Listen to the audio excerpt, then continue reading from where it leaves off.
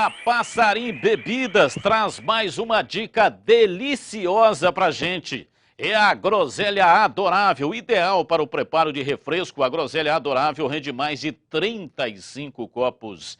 É isso mesmo, mais de 35 copos. É sabor pra valer e para agradar a família toda.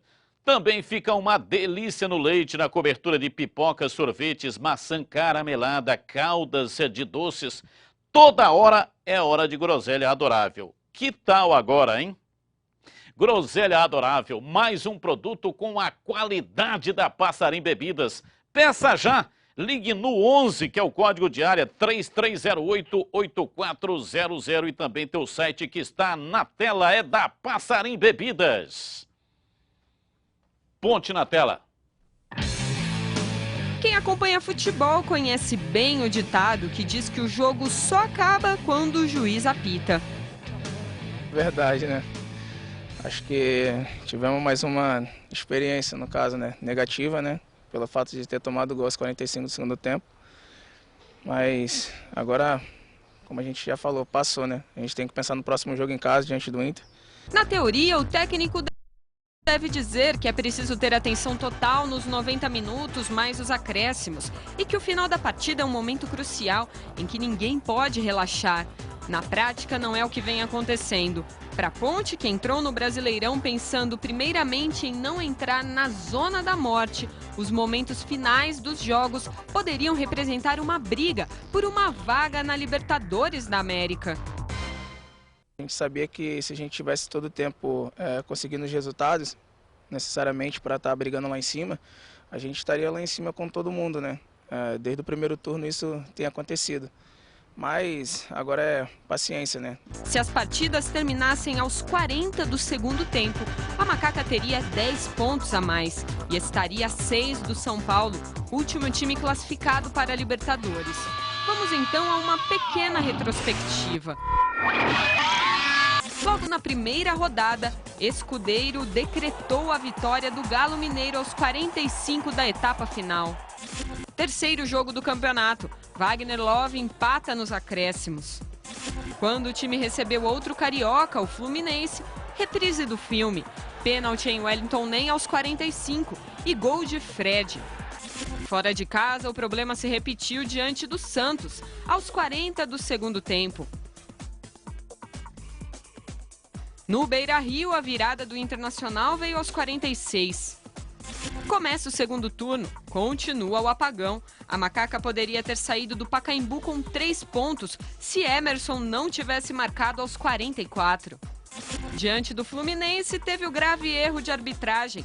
E não é que ele aconteceu faltando 2 minutos para terminar o tempo regulamentar? E finalmente o 10º ponto desperdiçado, no último sábado no Olímpico, aos 45. Me recordo bem do Flamengo, que foi em casa. Um jogo bastante disputado, jogamos super bem e aos 47, eu acho, se eu não me engano, tomamos um gol de empate. Esse do Grêmio também, pela circunstância do jogo, por ter jogado super bem o nosso time. Apesar de tudo isso, não dá para lamentar o que já passou. O negócio é o Ponte Pretano torcer para que o apagão não volte nas 4 rodadas finais. O Eli vai explicar daqui a pouco, né, se tem um motivo para a Ponte tomar gol depois dos 45. Mas agora eu quero falar do City Bar. Mais de 50 anos em Campinas fazendo o melhor bolinho de bacalhau do mundo. As mais deliciosas tortas de bacalhau camarão, palmito, frango com catupiry, os saborosos pastéis de Belém, linhas portuguesas. Você já comeu bacalhau a Nazaré? Ah, não! O City Bar tem para você saborear. E além da tradicional bacalhoada portuguesa, que delícia, hein? Tem sanduíche de bacalhau e mais de 80 tipos de sanduíches. City Bar, um cantinho da culinária portuguesa em Campinas. Ah lá, o endereço e também o telefone para você fazer o contato. Aliás, um grande abraço para o Zezinho do City Bar, o Zé Português, que está trazendo para Campinas o Kim Barreiros, no dia 23, 21 horas, lá na Estância do Oliveira, em Barão Geraldo. Esse Kim Barreiros é um dos mais populares cantores de Portugal. E estará aqui em Campinas no dia 23 e o City Bar está vendendo os convites. Edu, daqui a pouco ele vai falar a respeito dessa questão aí de tomar gol acima de 45, mas Ponte Preta Internacional, qual é a história da Macaca e do Inter Gaúcho? Não, é o seguinte, o Inter em 75 veio aqui no Majestoso inaugurar o sistema de iluminação. Então, se você entrar no vestiário lá da Ponte, que dá acesso aos visitantes, lá tem uma placa.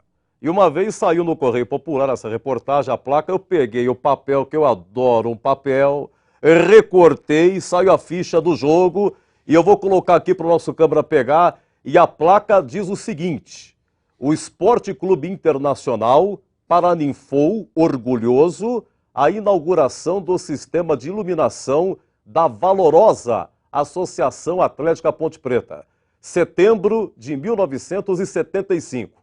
Esse jogo foi no dia 1º de setembro, foi uma segunda-feira, porque não tinha data. Nesse ano de 75, o Inter foi o campeão brasileiro.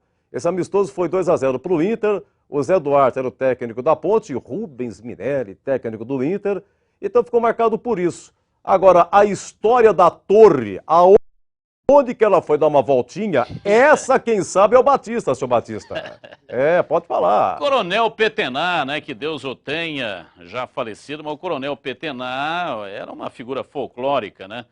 Colocou as torres em cima de um caminhão e ficou dando volta ao redor do estádio Brinco de Ouro com umas faixas escritas lá, né? Essas são as torres do estádio Moisés Lucarelli para, enfim, tirar um sarro do arqui-inimigo, no caso o Guarani. Olha, nós vamos para um rápido intervalo e voltamos já já. 1 da tarde tem Neto Locke, o Boca Larga.